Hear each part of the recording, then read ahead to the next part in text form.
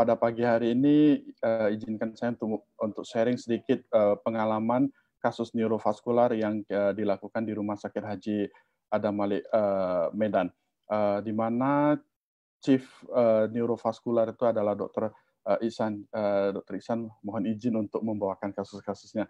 Izin juga Dr. Setiawan untuk saya mempresentasikan beberapa kasus yang kita lakukan di Medan. Oke, baik. Ya, jadi singkat sejarah neurovaskular itu berdasarkan literatur yang dibaca, pertama kali diperkenalkan oleh Aristoteles, di mana dia memperkenalkan efek penekanan pada kedua arteri karotis, di mana akan menyebabkan kerusakan fungsi otak apabila dilakukan penekanan pada pembuluh darah di leher. Nah, oleh Galen, dia mengutarakan bahwa ternyata arteri itu membawa darah, bukan udara. Nah, pada saat Renaissance di Eropa, sudah mulai dijabarkan struktur elemen daripada sistem pembuluh darah manusia. Nah, yang pertama kali memberikan gambaran arteri karotis atau menggambar arteri karotis leher itu adalah Leonardo da Vinci.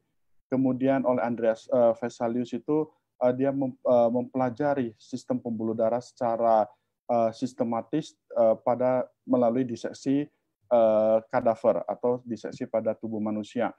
Nah, oleh William Harvey sudah mulai dimengerti sirkulasi darah secara modern, dan yang pertama kali melakukan angiografi cerebral oleh Egas Moniz di tahun 1934.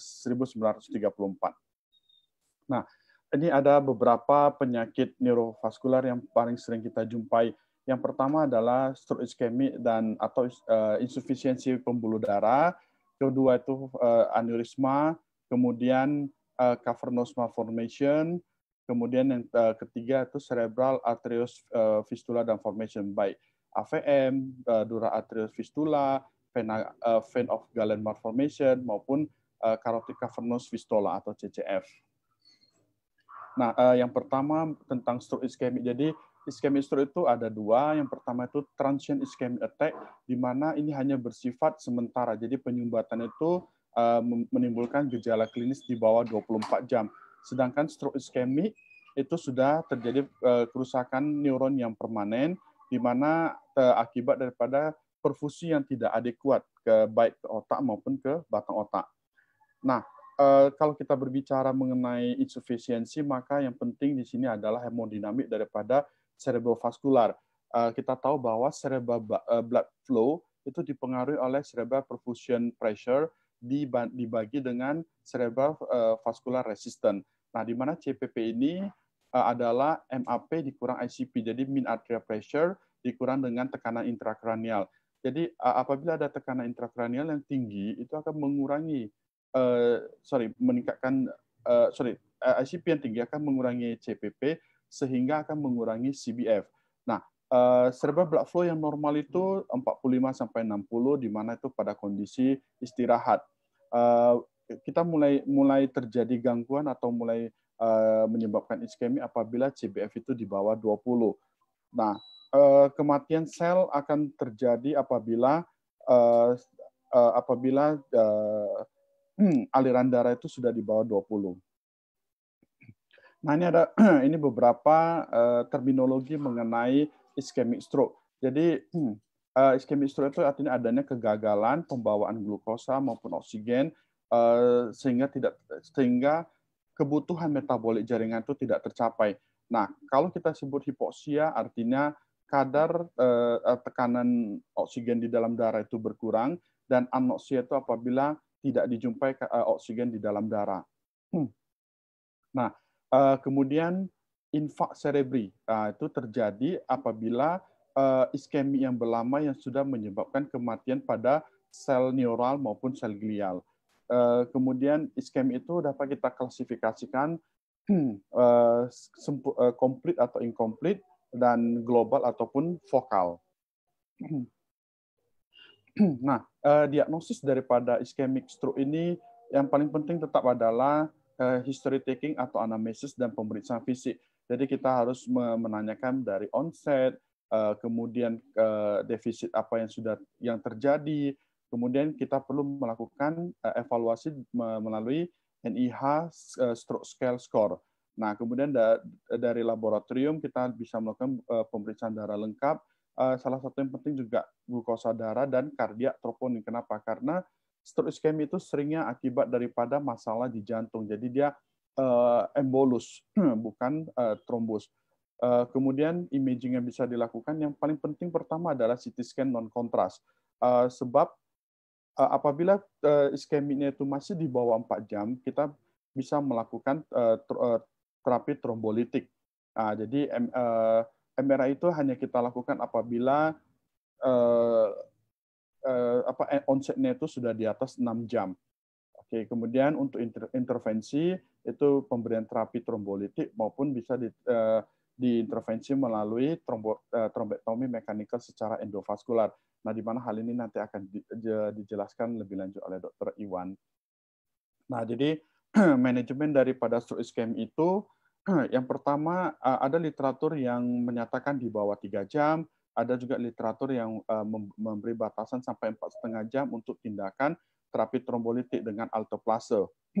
Nah, sedangkan untuk trombektomi mekanikal itu kesepakatan internasional itu di bawah 6 jam, tetapi berdasarkan penelitian diffuse maupun down itu bisa diekstensi hingga 16 sampai 24 jam, tetapi itu memerlukan harus memenuhi kriteria down.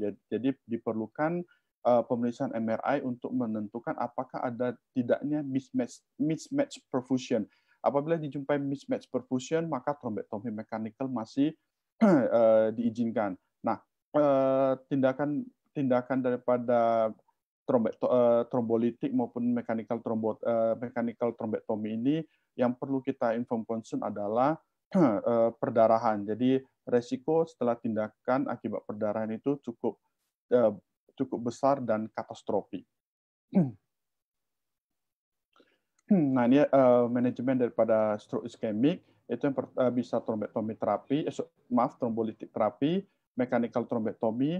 Kemudian apabila penyebab iskemiknya itu akibat daripada stenosis di arteri karotid, kita bisa lakukan endarterektomi ataupun stenting. Kemudian untuk kondisi terberat apabila sudah terjadi malignan iskemik, kita mungkin harus melakukan hemikraniotomi dekompresi, tetapi tingkat mortalitas dan morbiditas pasien sangat tinggi sekali. Nah, sedikit kita bahas mengenai terapi endovaskular. Jadi mechanical trombektomi itu bisa dilakukan dengan standard retriever ataupun dengan menggunakan penumbra, yaitu untuk diaspirasi trombusnya. Tetapi ini harus ada beberapa kriteria yang harus dipenuhi. Jadi kita harus mengukur dulu modified ranking stroke-nya, kemudian dilihat dulu oklusinya di mana, yang bisa memenuhi adalah ICA maupun di M1. Kemudian usia di atas 8 tahun, NIHSS score-nya di atas 6, skor aspeknya juga di atas 6, dan sebaiknya terapi dilakukan di bawah 6 jam. Nah, trombektomi mekanikal ini mempunyai number need to treat yang sangat baik sekali, yaitu 2. Artinya 2 pasien yang dilakukan tindakan, 1 akan sembuh sempurna. Nah, ini kasus yang kita jumpai di Rumah Sakit Adam Malik. Terus mungkin untuk tindakan trombektomi mekanikal ini masih menjadi tantangan untuk kami di Departemen Bedah Saraf. Tetapi kalau untuk trombolitik sudah bisa dilakukan. Nah, saat ini yang masih bisa kita lakukan adalah endarterektomi dan juga hemikraniotomi dekompresif pada malignan MCA infark. Nah, ini ada kasus perempuan usia 58 tahun dengan dibawa ke ruang emergensi dengan penurunan kesadaran sejak 3 hari. Kemudian pasien juga memang mempunyai riwayat hipertensi. Baru ketahuan itu sejak 6 bulan. Nah, kita jumpai adanya lesi hipodens di otak di frontotemporoparietal sebelah kanan. Jadi kesannya ini adanya sumbatan di ICA sebelah kanan. Jadi terjadi malignan infark. Nah, tindakan yang bisa kita lakukan hanya hemikraniotomi dekompresi. Pasiennya survive tetapi tapi menjadi status vegetatif karena adanya kerusakan yang luas sekali pada jaringan otak. Jadi pilihan terbaik adalah pasti prevention. Yang kedua adalah kalau bisa kita lakukan trombolitik terapi. Nah, memang tantangannya adalah pasien sering sekali datang itu sudah di atas golden hour. Jadi seringkali tidak banyak lagi tindakan yang bisa kita lakukan. Oke, kasus kedua, maaf, jenis kedua adalah perdarahan intracerebral. Nah, ini jadi kalau tadi itu pipanya tersumbat, ini pipanya pecah, pipa pembuluh darahnya pecah sehingga menyebabkan perdarahan yang merembes masuk ke dalam parenkim otak. Nah, tidak seperti INFA, ICH ini dia progresif, tetapi maksudnya dia perlahan-lahan progresif, baik menit maupun ke jam. Jadi progresif pertama akibat adanya volume, kemudian progresivitas kedua itu akibat edema yang semakin bertambah. Nah, ini seringnya menyebabkan nyeri kepala hebat, muntah, maupun penurunan kesadaran. Nah, stroke hemoragi ini memang dia hanya 20% dari total seluruh stroke, jenis stroke. Tetapi dia penyumbang paling banyak untuk kematian dan kecacatan. Jadi di mana 12 sampai 15 kasus per 100.000 penduduk per tahun. Nah, diagnosis dan penanganan ICH ini adalah tindakan emergensi. Nah, beberapa penyebab daripada perdarahan intracerebral itu yang pertama itu istilahnya adalah spontaneous, jadi tanpa disertai adanya penyebab lesi yang organik. Jadi misalnya akibat daripada hipertensi, seringnya hipertensi, amyloid angiopati. Nah, beberapa kelainan juga akan bisa menyebabkan perdarahan, tapi kita tidak sebut sebagai spontaneous, misalnya ruptur aneurisma, kemudian tumor bleeding, kemudian ruptur daripada kavernoma dan sebagainya. Tapi yang paling sering adalah dari spontaneous. Nah, daerah yang paling sering adalah di white matter, jadi sekitar 50%. Nah, kemudian 15% disusul di daerah talamus, dan yang paling minimal adalah brainstem sekitar 2%, walaupun 2%, tetapi prognosisnya yang paling jelek. Nah, untuk pada pasien stroke kita lakukan penilaian ICH score istilahnya. Jadi kita tujuannya adalah untuk menilai prognosis daripada pasien tersebut. Jadi yang kita nilai itu baik dari GCS, usia, kemudian lokasi perdarahan, volume, kemudian ada tidaknya keterlibatan perdarahan intraventrikuler atau tidak. Jadi disampaikan kalau ICH score-nya itu nilainya semakin tinggi, maka tingkat mortalitasnya itu tinggi sekali. Atau jadi kalau misalnya nilainya full semua 5-6, disampaikan bahwa kemungkinan mortalitas morbiditasnya itu hampir 100%. Oke, untuk evaluasi sama, jadi itu melalui CT scan, non-kontras dulu, kemudian kalau yang kita curigai akibat daripada misalnya apakah AVM atau aneurisma, boleh kita lanjutkan dengan hingga ke CT angiografi atau MRI, dan yang terakhir yang invasif itu dengan DSA. Nah, untuk penanganan yang pertama adalah jadi pasien ICH ini tensinya pasti akan sangat tinggi, kadang-kadang 220, 230. Jadi kita harus manage dulu tekanan darahnya, kita turunkan 20% di bawah 20% dari MAP pertamanya. Kemudian apabila ada kejang, kita tangani kejangnya, kita berikan obat-obatan untuk hemostasis, kemudian apabila pasien sudah mendapat pengobatan pengencer darah itu, maka kita harus pertimbangkan untuk maksudnya diberhentikan dan diberikan antidotnya. Kemudian dimonitoring ICP-nya, kemudian yang terakhir kita tentukan apakah ini kasus yang surgical atau non-surgical. Nah, jadi ini kasus kita di Rumah Sakit Adam Malik di tahun 2019. Yang paling sering itu adalah deep ICH, jadi spontaneous, tapi dia di deep, jadi sekitar 71%. Kemudian yang penyebab yang yang bukan spontaneous, yang paling sering pertama itu adalah aneurisma, yaitu sekitar 18%, dan disusul AVM itu hanya sekitar 1%. Kemudian lokasi yang paling sering adalah di daerah talamus, yaitu sekitar 70%, dan disusul oleh talamus dan basal ganglia.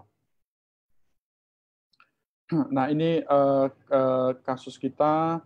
Jadi pasien itu awalnya datang 51 tahun dengan kelemahan pada badan sebelah kanan, tidak dapat berbicara secara tiba-tiba karena lokasi perdarahannya di sisi sebelah kiri. Pasien memang sudah pernah menjalani kateterisasi jantung dan mengkonsumsi pengencer darah secara rutin. Perdarahan awal itu 32 cc, jadi tidak ada midline shift, jadi kita mencoba untuk, keluarga juga belum setuju, jadi kita mencoba untuk tindakan konservatif. Ternyata saat perjalanan perdarahan itu bertambah disertai dengan adanya edema yang luas. Maka kita lakukan tindakan craniectomy, evakuasi ICH.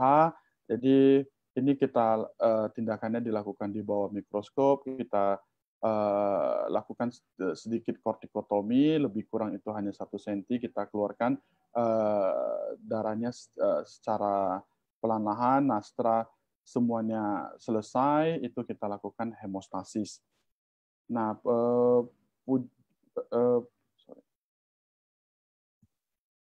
ini kondisi pasiennya, puji Tuhan, memang di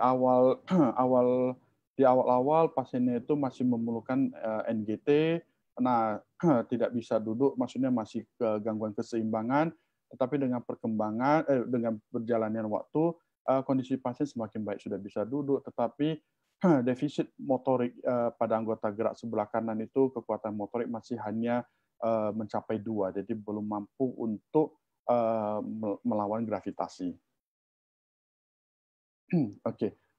Kemudian ini kasus ketiga dari Adam Malik itu, yaitu aneurisma. Nah, aneurisma itu jadi adanya kelainan pembuluh darah.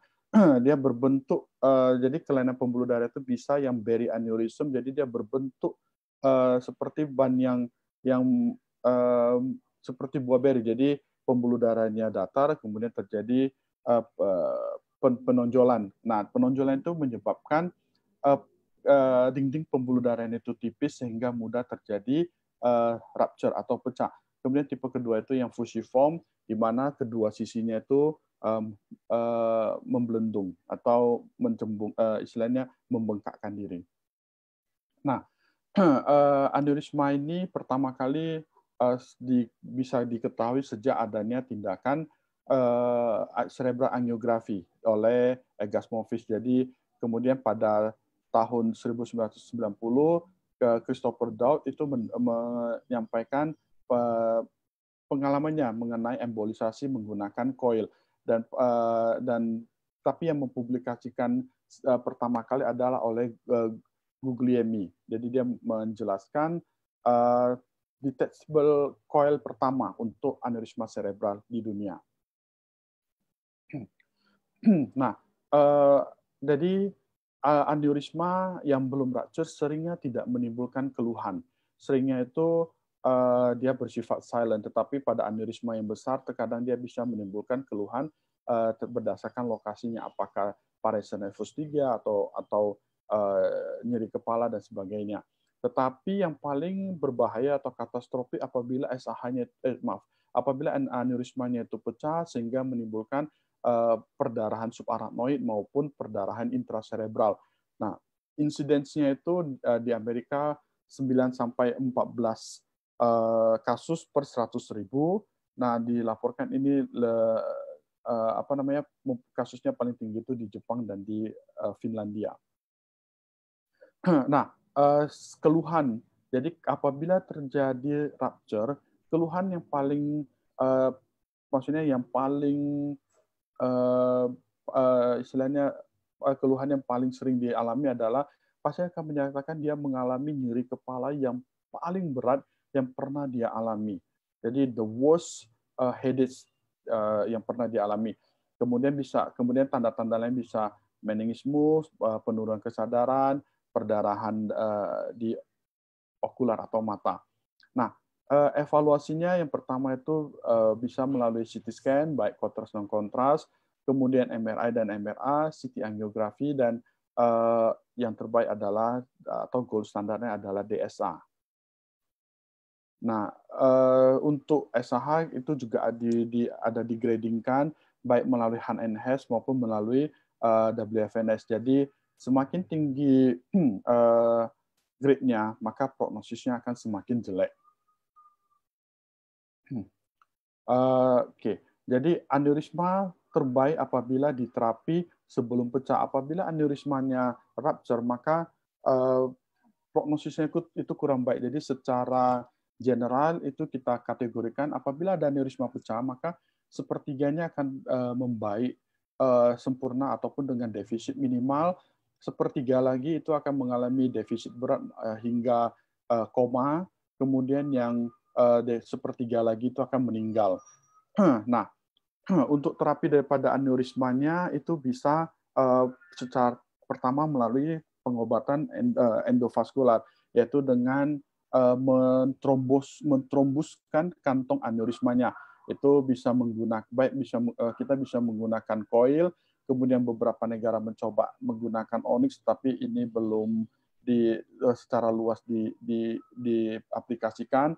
Kemudian yang terbaru menggunakan flow diverter atau pipeline. Jadi hanya dipasang pipa sehingga dia akan trombus sendiri. Tetapi flow diverter ini masih hanya dilakukan di pembuluh darah besar, baik IC ataupun di vertebral artery.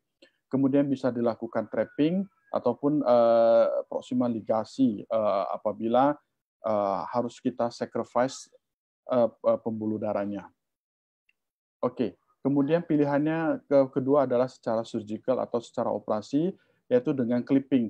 Nah, yang pertama tadi balonnya itu dioklusikan, sedangkan yang secara operasi itu lehernya itu dijepit dari luar. Jadi satu pengobatan intraluminal, sedangkan pembedahan itu ekstraluminal.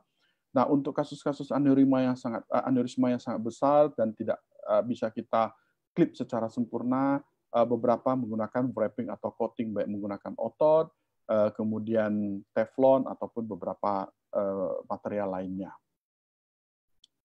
Oke, ini kasus yang kita jumpai di Adamali, perempuan usia 58 tahun dengan keluhan nyeri kepala yang sangat hebat 2 hari. Kemudian memang pasien juga ada riwayat hipertensi sejak 5 tahun lalu. Nah, ciri khasnya itu adanya SAH yang mengelilingi circulus Willisi. Jadi ada SAH luas. Kemudian kita ada jumpa ICH di frontal sebelah kanan. Jadi ini bisa kita prediksikan kemungkinan besarnya adalah aneurisma AKOM. Jadi kita lakukan DSA. Nah, ternyata memang benar ini adalah aneurisma di AKOM. Nah, kita juga lakukan di sisi sebelah kanan atau di sisi yang tidak ada aneurismanya, kita untuk melihat potensi daripada hubungan anastomosis daripada pembuluh darah kiri dan kanan. Ternyata kiri dan kanan ini tidak saling memberikan darah. Jadi kita betul-betul harus ekstra hati-hati apabila kita menjepit ICA pada sisi satu, maka itu akan menyebabkan iskemik yang berat pada regio acanya. Nah, kemudian ini kasus kedua kita, perempuan usia 39 tahun, kita jumpai ada SAH, kemudian ada ICH yang besar di tempora sebelah kiri. Nah, ini kita tidak boleh langsung gegabah, oh ini suatu stroke perdarahan, langsung dioperasi, enggak. Jadi kita betul-betul harus hati-hati karena pada kasus ini ternyata adalah aneurisma di bifurkasio MCA sebelah kiri. Nah, jadi dari CT angio kita jumpai ada aneurisma yang cukup besar dengan besarnya itu 6,4 mm. Oke, ini tindakan clipping yang dilakukan bersama dengan Dr. Ihsan.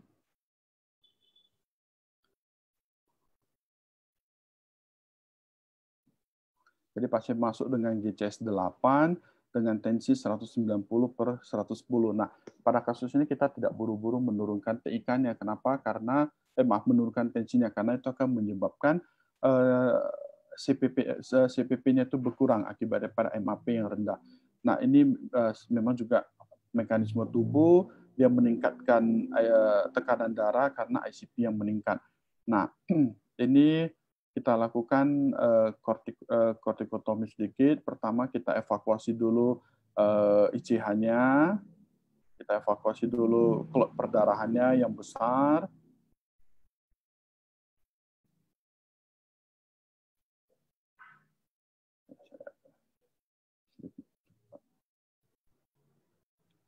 Oke, ini kita lakukan diseksi di Sylvian Fisher untuk mencari MCA-nya.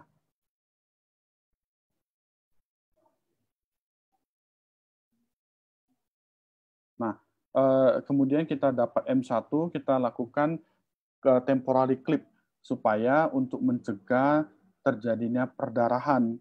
Jadi kita untuk mencegah rupture, istilahnya prematur rupture sebelum dilakukan clipping di daerah aneurismanya. Nah, jadi temporary clip itu kita hanya lebih kurang paling maksimal 5-6 menit. Nah, ini kita dilakukan diseksi perlahan mencari aneurismanya.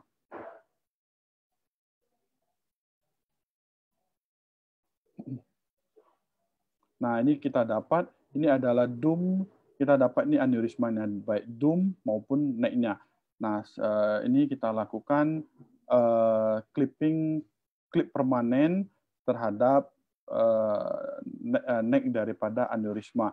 Nah, pemilihan klip berdasarkan kondisi aneurismanya. Kita memilih klip yang sedikit curve karena letak daripada aneurisma, maksudnya yang sedikit curve sehingga kita bisa menutup seluruh aneurismanya secara baik. Nah, setelah dilakukan klip, maka temporary klip itu harus dibuka sehingga aliran darah itu bisa berjalan kembali. Pasien ini survive memang, tapi dengan kondisi adanya kecacatan yang berat, kelemahan anggota gerak, kemudian tidak mampu untuk menjadi komunikasi juga sampai saat ini bicaranya juga belum baik. Itu kenapa? Karena adanya ICH yang besar. Jadi yang terbaik itu adalah dilakukan tindakan secepat mungkin. Oke, kemudian ini kasus AVM. Jadi AVM itu adanya kelainan pembuluh darah. Jadi di mana arterinya itu tidak terhubung oleh kapiler sebelum menuju vena. Jadi jadi terjadi hubungan arteri langsung dengan vena. Nah, insidensinya rendah, itu sekitar 0,14%. Jadi sekitar 1-2 pasien per 100.000 penduduk per tahun.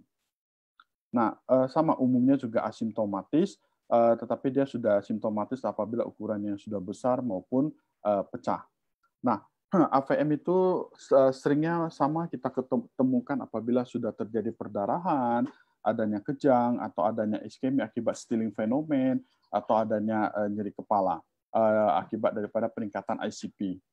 Nah, untuk evaluasi sama, jadi kita lakukan dengan CT scan, CT angio, MRI, MRA, tetapi yang terbaik juga adalah gold standarnya DSA.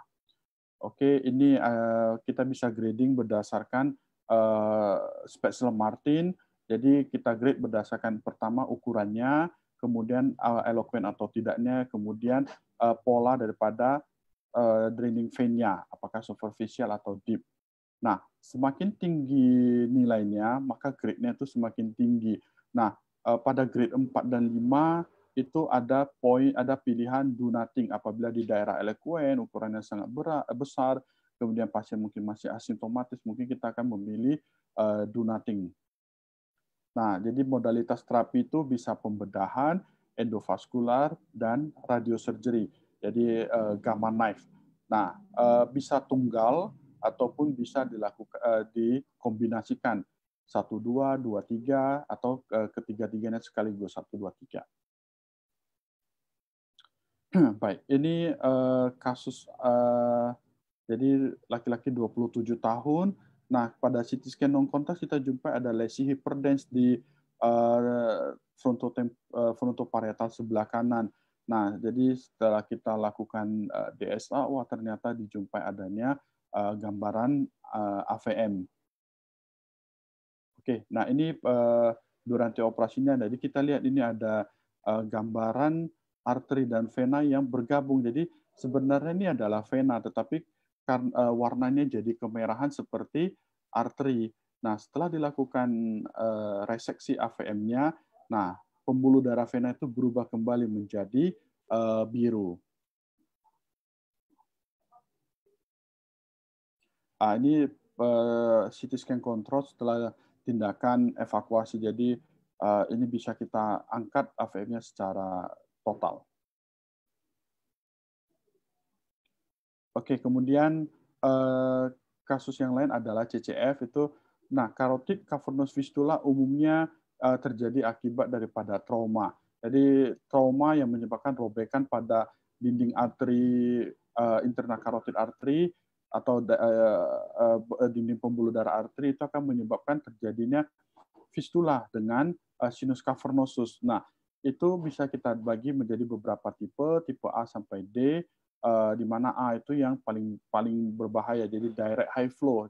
Jadi internal carotid langsung terhubung dengan sinus cavernosus. Ini yang paling beresiko besar dan sangat simptomatis. Jadi adanya kemosis pada konjungtiva mata, adanya proptosis yang pulsasi, kemudian apabila kita letakkan stetoskop akan terdengar bruit pada matanya.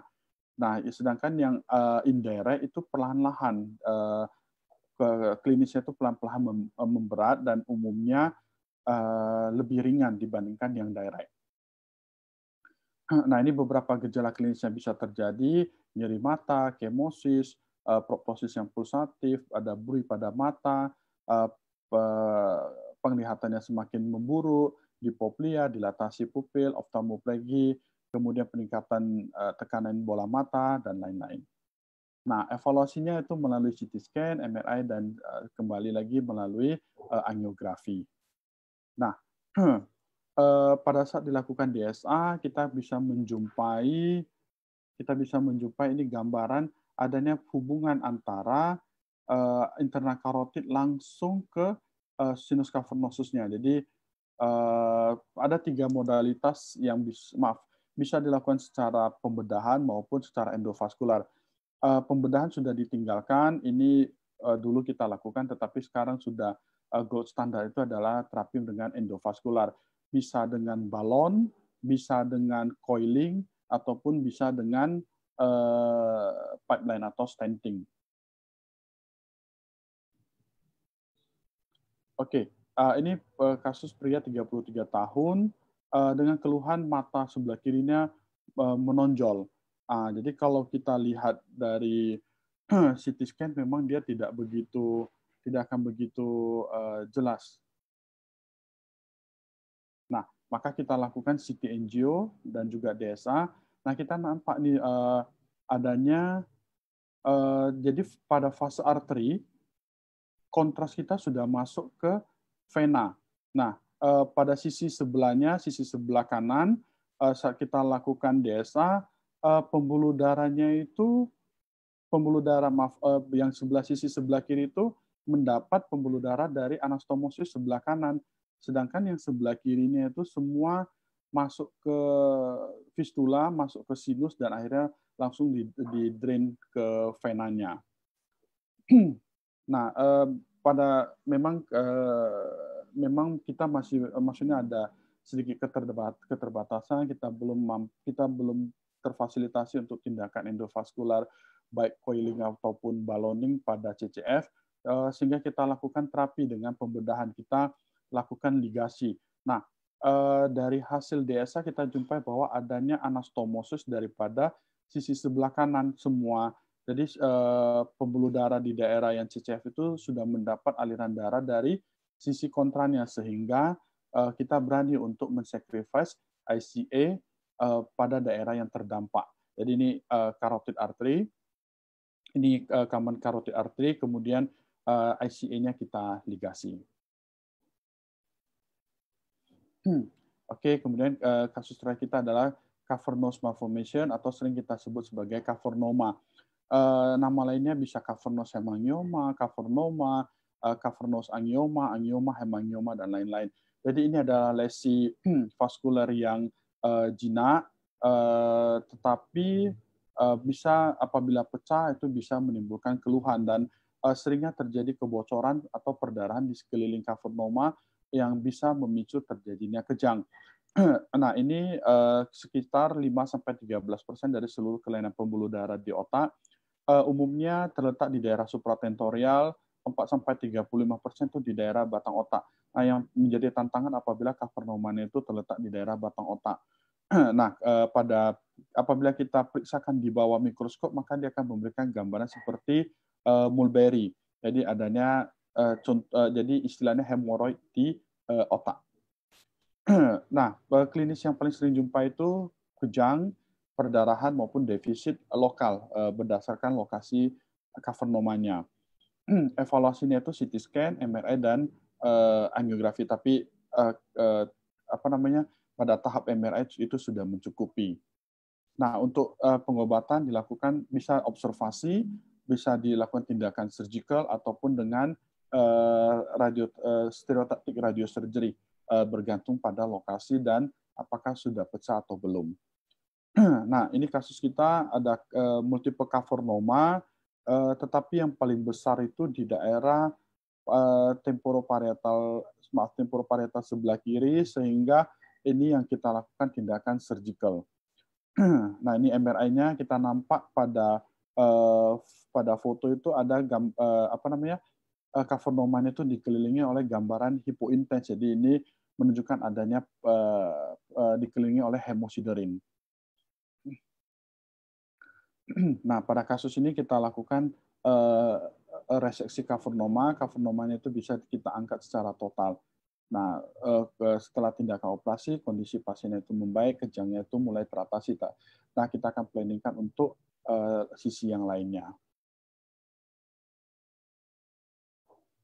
Baik, terima kasih.